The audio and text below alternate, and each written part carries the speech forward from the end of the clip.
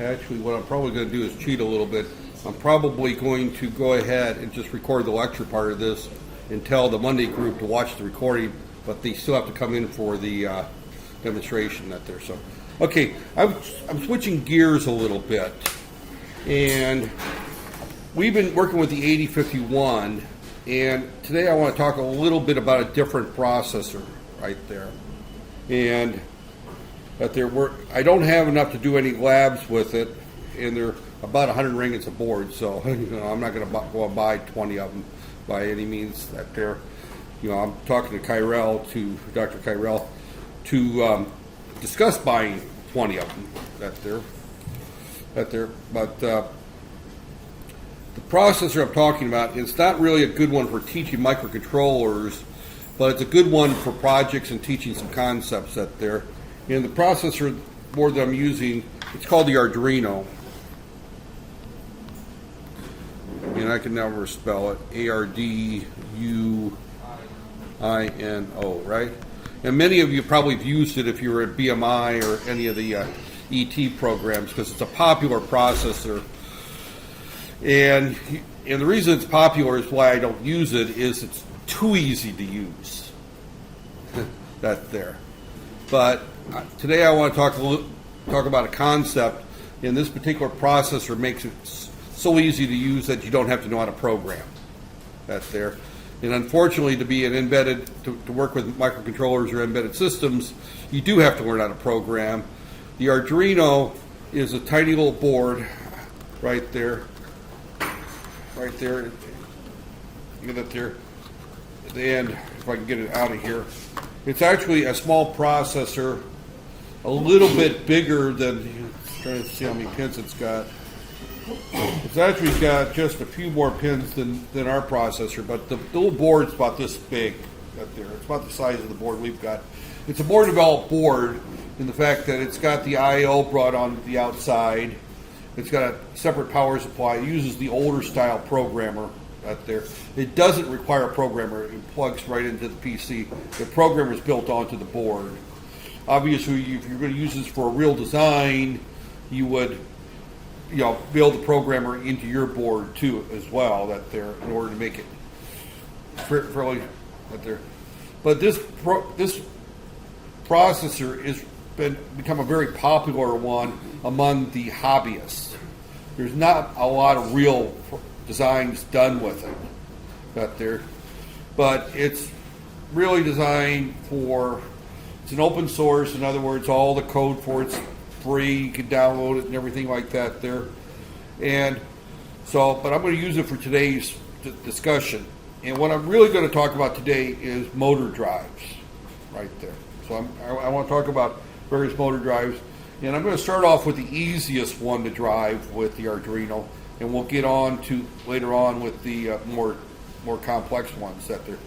But so what I'm going to talk about first is a servo motor. Servo motors come in two types. One is a standard, right there, and the other one is a continuous, right there. So there's two types of servo motors. I brought one of each with me, and I'm going to be doing a demonstration. Again, unfortunately, I don't have 20 of these, like I don't have 20 of the Arduinos. This was actually in my kit that I brought from the U.S. The Arduino I bought about a little over a month ago. Okay, now you guys are starting to get late again. Okay. Now these servo motors and DC motors both work on a concept called pulse width modulation. And that's really the subject that I want to talk about, is pulse width modulation. Pulse, that's an S, width modulation. Now, pulse width modulation is used to drive various motors in two ways. What pulse width modulation is, it's a waveform right here of square waves Typically, most pulse width modulation is done at 50 hertz, frequency. In other words, we run this thing. You don't have to have 50 hertz, but 50 hertz for motor drive seems to be a good frequency to operate that there. You may have to go to a higher frequency if you've got a very small motor and it's got a heavy load. But the idea of 50 hertz is that if we're driving a DC motor, we only turn it on for a short period of time and let the inertia carry it, and then we hit it with another pulse. And the wider the pulse, the faster the motor will go, right there. So in this case, I'm showing something like maybe a 10% duty cycle. We call this the duty cycle, right there. And our duty cycle can vary from 0 to 100%, right there. So we turn it on for a period, and then we turn it off for a period. So if it's on for, if our frequency is 50 megahertz or 50 hertz, right there, 1 over 50 equals about, that looks like about 20 milliseconds right there. Right there. 20 milliseconds there. So we're looking at, 20 milliseconds. So it's on for 2 milliseconds and off for 18 milliseconds. If we have 50% duty cycle, it's on for 10 milliseconds, off for 20 milliseconds up there.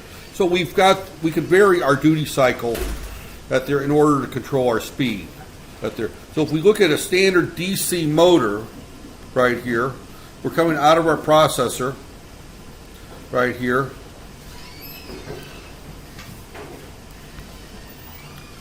Right there. So if we're looking at a standard DC motor, typically what we have is we have VCC or some source. This could be plus 5 volts, it could be plus 12 volts, it can be plus 24 volts, it can be plus 240 volts DC. I mean, depending on how big our motor is, right there. And we have our ground right here. We'll just show our ground here. And we have some type of drive electronics right here that goes in here, and here's our motor right here. We'll talk about the drive electronics later on, but this is our power electronics. It could be something simple as a JFET. It could be an H bridge of some type, which has got two JFET transistors, or it can be a relay. Well, actually, you could use a relay. It would be fast enough. You'd be opening and closing it too quickly out there. But it's some type of power electronics, and I don't teach power electronics in this course, and I'm not going to worry about that there. But we've got that there. But this turns our motor on and off at very high, at 50 hertz. That there. Every 200 milliseconds, it's going to. Every 20 milliseconds, the motor's turned on for a short period, and then it's turned back off. And then 20 milliseconds later, it's kicked on again. Kind of like pushing a swing. That there. If anybody's ever been, well, actually, a swing wouldn't be the best one. Do you call it a merry-go-round? The thing you sit on and people just push it while you spin around in the circle? That there. Something like that. Every time you come around, the person grabs it and pushes it, keeps it rotating. That there, you've got something that's rotating, and every cycle someone grabs it and pushes it, gives it a push. That there, and they do it every so often. Right there. The bigger the push, the longer the push, the faster the merry-go-round goes. The faster the person who's sitting on the merry-go-round gets off and throws up off, or perches off on the ground because they're sick from spinning around. Right. That there. But it's that concept. We're hitting this with a pulse. We can hit it with something like this, or we can hit it something with like this right here. Obviously, this is going to give us more power than this is going to give us power, because it's turned on longer, right there. So this is pulse width modulation. I'm not going to talk about this so much today. I'll demonstrate this one later, right there. But this is used to typically drive DC motors. If we want to drive AC motors, we have to do a different concept, and probably won't get into it in this class. But this course is about interfacing, and interfacing the motors is a very important part of that there. So, there's another class of motors that I'm going to talk about today, and that's the servo. Now, a servo motor is one that is used by pulse width modulation, but it's a programmable type motor. right there. So you typically will give it a pulse width of a certain width, and the motor, the processor inside the motor is going to take that and determine what to do with it. So we actually drive the motor with our 12 volts or our 5 volts DC, which is what I'm going to use here, 5 volts DC to drive our motor, and we have our signal that goes to it. So our motor connection's got 3 connections. 5 volts, these are small, 5 volts right there. They come bigger. Ground, and the control line. Control line right there. Now this control line is actually used in pulse width modulation not as a drive mechanism, but as a communications protocol. So for a particular width, it's going to set this thing up. Say if it's got 1 milliseconds of width, it's going to set it to 90 degrees. If it's got, you know, a different pulse width, we'll say 1 or half a millisecond, it might set it to 45 degrees right there. But it just goes through and sets that all up for us right there. So all we do is we control the pulse right with, and whatever this pulse width is, again, this is set to 50 hertz right here. Whatever this pulse width right there translates to an angle between 0 and 180 degrees right there. Now, the Arduino is such a smart processor and so easy to program, we don't even know what the angle is because, or what the pulse width is.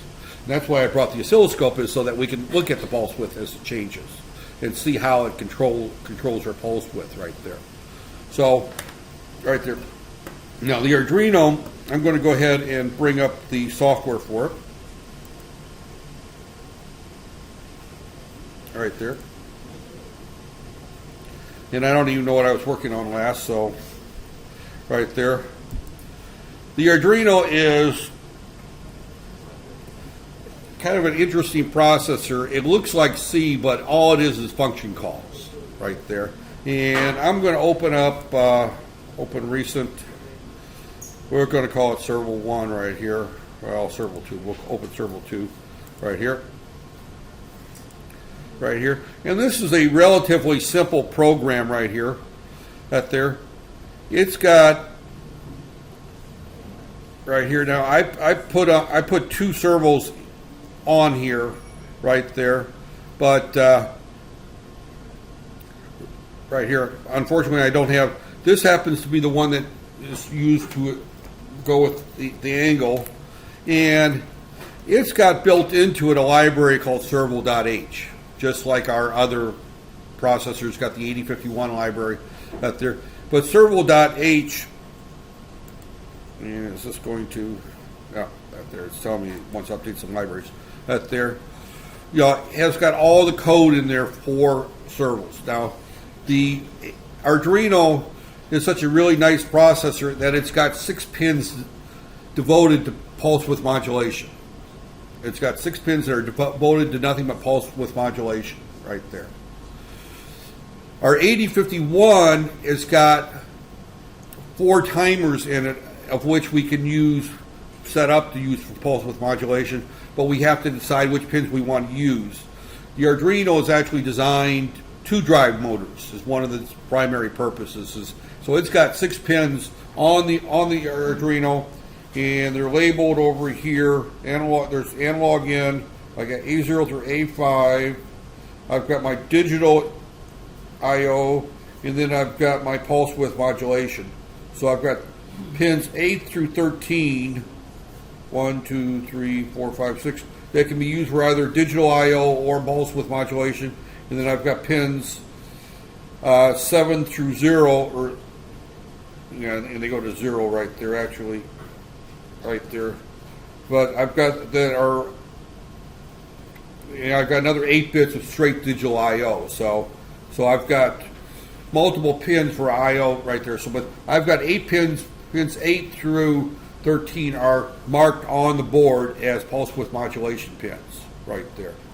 So when I do the setup, I'm telling this that I have 2 servos that I'm going to attach, and the word servo underscore test and serval 2 serval space serval 2, those are declaring two variables called serval test and serval 2 as type serval.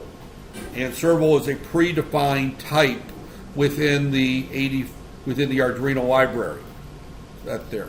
So I'm going to that there, and there's a method for serval in serval called attach.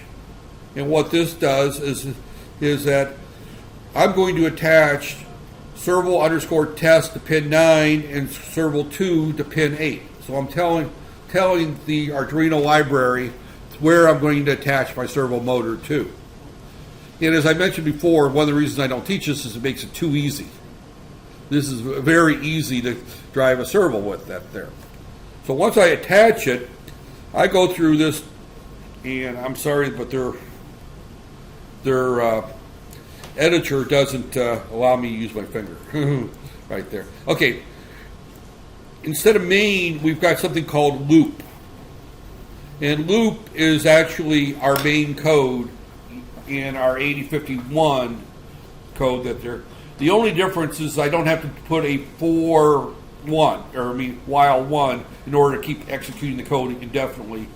The Arduino software is smart enough to know that this is a microcontroller and you want it to run indefinitely. So when we declare a function as type loop with the name loop, that's a keyword that translates to main actually with a infinite loop inside right there. So it's actually a little easier. It removes the need of putting the while one and then the open bracket and end bracket right there. But that's all the word loop does that there. And all I'm doing here is I'm just going through and I'm just adjusting the angle between 0. Now notice that the Arduino's got a function call called serval, called whatever our serval name. It's another method right there. This is a C++ type language that there. So serval has got a method called write, and I'm going to send it the angle in which I want it to write to, move it to. Notice that I'm not telling it the time or the duty cycle. I just tell it the angle. I'm using a standard serval so the library knows that if I want to go to angle 60, it knows to put angle 60 there, right there. It will calculate what the pulse width should be for in order to move this servo to angles to 60 degrees and automatically send that pulse width out whatever pin right there. So actually, let me close this one here and let me open servo 1 right there. Servo 1's a little bit better right there because servo 1 I did various again. And what you see here is I'm writing to both servos the same information because I want to show on the scope what's being sent out to the servo. So I'm going to hook up the scope to pin 8 in the servo to pin 9. So that's why they're the same right there. So all I'm doing right here is I'm setting the angle to 180 degrees on both the scope and the servo. I'm going to put in a 2-second delay, just so that you can see that it moves here, it stays there, and we've got a couple of seconds to look at. Matter of fact, the 2 seconds I found were a little short right there. I'm going to make these all 4 seconds. You can suffer through 4 seconds of looking at the scope. Right there. Right there. But basically this is all we do here. And then to hook up our servo, I take my servo, and I got a mess of wires here. You can tell my desk was a mess, as I grabbed everything off of it right there. So I'm going to connect my servo to, I need 3 wires here, yellow, black, and red. And I'm going to connect these up here. The blue is I'm going to make my ground. My red is my power, and white is yellow is my servo, right there. Right there. So all I do is I'm going to connect my power, which is my blue and my red, over here to 5 volts and ground right there. So that's all I'm doing is powering the servo right there. And then I'm going to bring over here to pin 9 my control line. So that's the 3 wires I need. And I had some trouble with this yesterday. Oh, now you're really late. Up there. So now I don't know what this is going to do when I plug it in, because okay, right there. So at this point here, I'm going to go ahead and upload this, and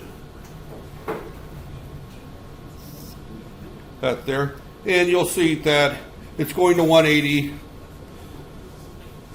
then it's going to 45, or no, it went to 180 first. There's 45, 90, 135, to 180, then all the way back to 0 again. So it's doing exactly what I'm telling it to do. So as I said, it's almost too easy, right? In comparison to the 8051, programming this thing is almost too easy. For those in the back, you can see it's doing exactly what it's supposed to be doing right there. Right there. It's going through. So right there, as I said, you know, I can't find an easier way of controlling a motor. There is no easier way to control a motor right here. We set this thing right here and that there. Now, unfortunately, my other one doesn't have one of these things, so I'm going to have someone come up here and test how it moves when I do the continuous, because you have to hold your finger and feel it move. So let me go ahead and fire up my scope. And the reason for the scope is that I want you to see as this thing goes through and operates. And I'm going to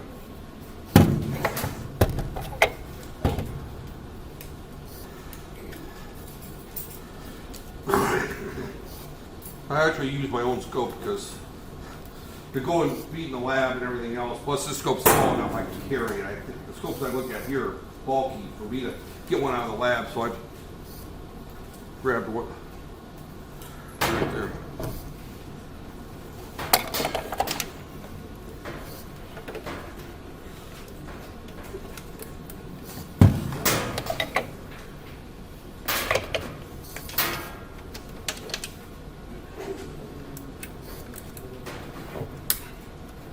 There, and I need, hopefully I got some more wires. I got one wire here.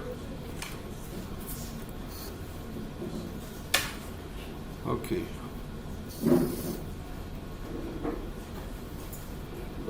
wire in here.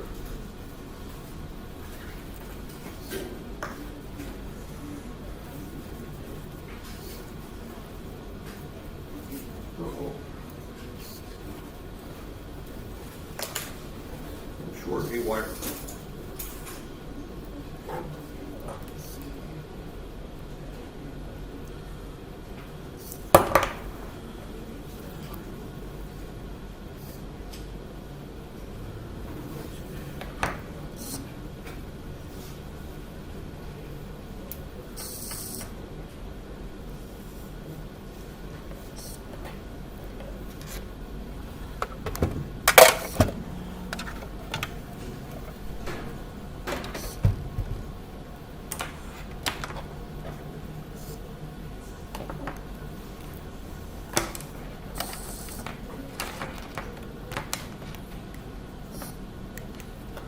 Here's the hard part.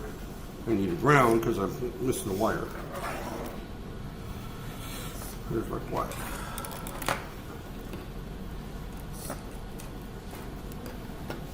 All right, let's see what's happening on the scope. Okay. Those of you in the front can see this easier.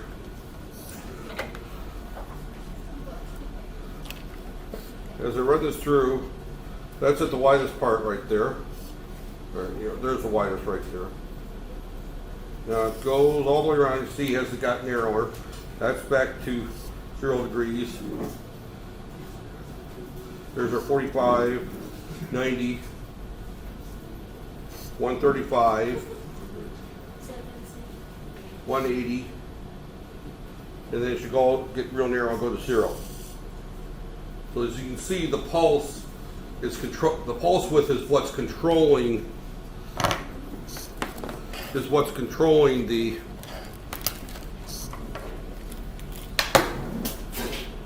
right there. Now I think everyone can see this now, right? So that's the widest. See, now it goes to 0. Now it's going to go to 45. It gets a little wider, and this is at 1 millivolt per division. So these are relatively narrow pulses right there. And right there, that looks like about 12 millivolts was, or 1.2 millivolts is that there. And if you can see, our duty cycle is relatively small right there. I had the pulses, but you can see our duty cycle is not very large right there. That's 0, it's a very narrow pulse. 45, it's relatively narrow. There's 90, 180, or 135, 180, and then it goes back around to 0 here. See? So it's a relatively narrow pulse that controls that right there. So, but that's how we control the direction of this particular motor right there. So that's one type of servo, and I'm going to go ahead and I'll just leave it go out there. I'm going to disconnect the servo right here. The reason I'm disconnecting the servo is I'm going to hook up another one right there.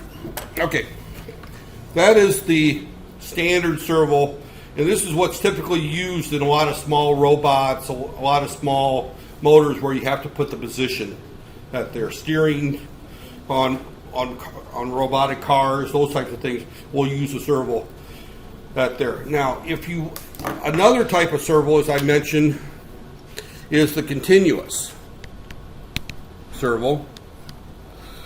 It operates the same basic way, except for it can go either clockwise or counterclockwise, and the pulse width determines what direction it goes and how fast it goes. So typically, it's got a pulse width, and I'm just going to say that, I'm just going to put the number here. I'm going to say 1500 is 0 right there. So if I go narrower than 1500, say to 1000, it's going to go maximum speed counterclockwise. If I go to, say, 1700, it's going to go maximum speed the other direction. So I have a center pulse width, and I either make the pulse width wider or I make it narrower, and that controls how fast I go in what direction. That's there. So we can rotate it in one direction or another. That there. So I got one of those motors. Unfortunately, I'm going to pick you as my volunteer to come up and hold your finger on this thing and tell people what direction it's going, whether it's going fast or slow. So you're just going to hold this. Let me wire it up first. That there. That way you don't have to believe me. You can believe her right there. That I can actually change direction on this motor very easily right there. So by just varying the pulse width. So I wrote a program for doing that. Again, the control for the motor is actually built into the electronics on this board. It has a control board and a small controller to control the speed of the motor. This connects exactly the same way as the other one that there, and it's still servo, but it's been modified internally to go around, to be used continuously. So these are used for example, if you have robotic cars that you want to control, you can do it with that there, and you can very accurately adjust the speed and the direction of the motor. So these are reversible right there. So let me go ahead and bring up right here, open recently, right there, and okay, I'm still connected. Now this one's a little bit different, and I've modified this a little bit to start this right here. This actually has got between, I'm going to say about 1700 is speed in one direction and 1300 in the other direction right there. So I'm going to set this to 1700 right here. Right here. And the same thing is you're going to see, now this is a little bit different is because here I'm telling it that I want the pulse width to be 1.7 milliseconds right there. I'm telling it the pulse width there. So I'm going to go ahead and put my delay back in 4000 right here. And then we'll just do this as 1. And then I'm going to go ahead and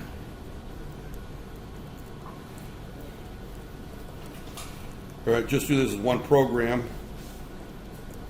I'm going to make this 4 seconds right there. So this is going to spin in one direction for 4 seconds, and then it's going to spin in the other direction for 4 seconds, and then it's going to come to almost a stop. Right there, 1450. 1450 is about where I was able to get it to stop. Right there. It doesn't stop quite 100%. That there, I don't have the data sheet for this particular that there. So, but experimentally, I found that if I go between 1300 and 1500, I can go maximum speed one direction or another. 1450 almost stops it. I feel it moving a little bit. If I tweak it to like 1460 or something like that, there I might get it to stop. But again, this is the same basic concept as the last one right there. I'm going to go ahead and hook it up right here. White, red, and I don't know what it's going to do when I first power it up, because it's still running the other program, so it's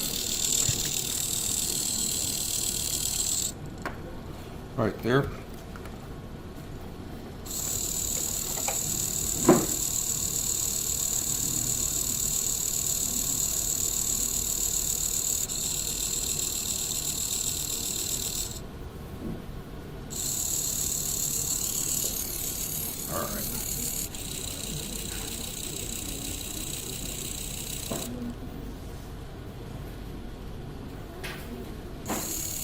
Okay, now it's your turn to come up here and hold this and tell people what direction it's going. Right there. Just put your finger on that right there. You can leave your bag there. Just put your finger and just say what direction is it going. You don't have to push it right there. Just so is it going? What? Just tell everybody which way is it going. Does it switch direction? Right now it's stopped, right? So it's going which direction? Clockwise or counterclockwise? Clockwise. Okay. Stop. Now which direction? Clockwise. All right, keep your finger on it. Anti-clockwise. Anti-clockwise. Yeah. So you felt a change? Yeah. Okay. So we're able to change the direction of the motor right there. So and again, what we're seeing right here, and I couldn't lose a connection. Stop. I'm going to. Now it's going in one direction. Now the pulse width got shorter, it's going the other direction. Now it's stopped, it's in the middle. It's going to get wider. It's going in one direction. Now it's going the other direction. But then it's back to stop. But there, and every time it changes, you notice the pulse width changes. So I'm communicating to the motor what direction it's going right there. Now I can do one other thing here. Is I'm going to change this where I'm going to set this thing to go 1700 to 1600. It's going to go in the same direction, but it's going to slow down right there. So here I'm going to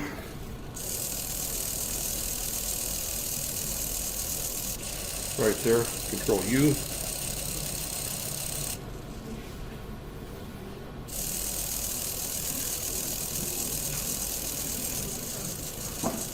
Now it's going, it stopped. Now it's going fast. Now it's going the same direction, but it slowed down. Now it stopped again. So again, because if I took it all the way down to 1450, it goes to a stop. So if I set it to 1300 and actually if I set it to like 1300 and 1400, it'll go the other direction, but it'll go at a slower speed. So the way this works is it's got a center,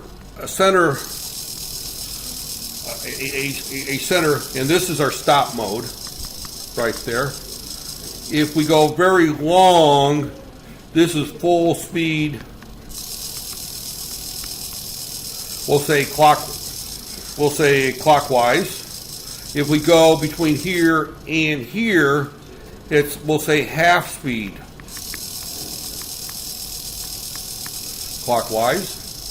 If we go short, right here, this is full speed counterclockwise. If we go longer, but not quite the stop, we're at half speed counterclockwise. So by varying our pulse width, we can control what speed we're going in what direction right there. So it's fairly straightforward, but again, the reason for the scope is so that you can see that I'm actually changing the pulse width, and whenever I change the speed, that's how I'm controlling the motor. So in the case of the servo, the pulse width modulation is not really driving the motor, but it's a communication protocol. We're telling the controller what direction, what speed we are by varying our pulse width right there. So it's a very easy way of controlling motors right there. So, next we'll talk about the DC motor, and we'll probably go back to the 8051 a little bit on that, but I'm probably going to do the initial demo with the Arduino simply because it's easier right there. So, but you can see how easy it is to control motors using this particular type. Now, keep in mind that the 8051, the same theory applies. The pickup, any processor, the same theory applies. The only difference is we have to write the code in order to generate the pulse width. We have to set up the timer. We have to do all that work ourselves. And actually, that's the next lecture, is actually to go through how the timer is set up. But before I did the timer, I wanted to show the application for it right there. So the Arduino just makes our life easy because all those functions are already written for us right there. Okay, with that said, I told you it was not going to be a long lecture. That's why I didn't get too upset yesterday. Because yesterday I was going to do the lecture, and today I was just going to be basically doing the demo there. And then next week's lecture is actually going into the timer a little bit, and then we'll come back, and we may not have a lab next week, but we'll have something like this the week after where I go through and demonstrate the DC motors. Unfortunately, I don't have 10 DC motors to pass around there. And by the way, incidentally, off the subject, I want to thank whoever returned the 2 missing boards, but the 2 missing boards were returned to me yesterday. There. Because I said something like early in the semester, 2 of the boards came up missing there. And someone just walked up to me in the hallway that I didn't recognize and said, "Here, somebody told me to give these to you." They apologized. So I have no idea who had the missing boards, but I appreciate them coming back, nor am I going to worry about who did return them. I don't really care. I'm not, when I was a department chair and a project manager, a lot of people didn't understand how to work with me. I am not really interested in whose fault something is when something doesn't work. I'm just interested in getting it fixed and making sure it doesn't happen again. A lot of people have this attitude that everyone's trying to find who to blame. I don't care. I don't blame people for things that go wrong. We all make mistakes. That's there. Matter of fact, I took my car in yesterday, or Monday I drove my car, and I think I hit something somewhere along the way. I don't know what it was, but I did something stupid. So Wednesday, I drove my car to work, and I noticed that it was, the oil light came on out there. And if you know anything about cars, driving the car without oil tends to destroy an engine very quickly. So I parked the car here. I left it here overnight, and yesterday morning I rode my scooter in, and I put a quart of oil in the car and drove it to the repair shop. Well, they showed me where something hit the underneath the car and broke off and busted one of the covers. It cost 80 rand to fix it. I'm sitting there going, well, it's my fault. What did I do? I don't know. But the same thing is, if somebody was working for me or a kid of mine or whatever hit something, I wouldn't worry about who did it. It was like, all right, try to look out. Now in this case, I can only blame one person because I was the only one who drove the car. It was obviously my fault. So if I'm going to scold somebody, it's going to be me. But in the case, I already suffered the punishment. I'm the one who had to open my wallet and pay the 80 ringgits. So I don't care. I'm not one to look to blame people when things go bad. I'm not into punishing. I'm into learning. So the learning is watch the road in front of me, and if you see rocks laying in the middle of the road, don't run over them. And I do remember hearing something hit underneath the car when I was driving Monday, but I don't remember what it was. But obviously, I was probably spending more time worrying about the map than I was worrying about the road in front of me. So it was definitely something I'd done But I don't know where it's going. But like I said, next week's lecture is going to be on. This was return the board, so I got me sidetracked. But next week's lecture is actually going to be on the timer, and how we would program the timer to do some of these same things. Now, as we look at our code right here, we've got this neat little routine that just says, my server will write microseconds, and we tell it how many microseconds we want to take this thing high. Is all that function does. Is that takes it high for 1700 microseconds, which happens to be 1.7 milliseconds. The default frequency is 50 hertz, so whatever that turns out to be on duty cycle. So we could do the same thing for what we're holding off on that they're kind of a side note, and then I'm going to let you go. The reason I'm holding off on doing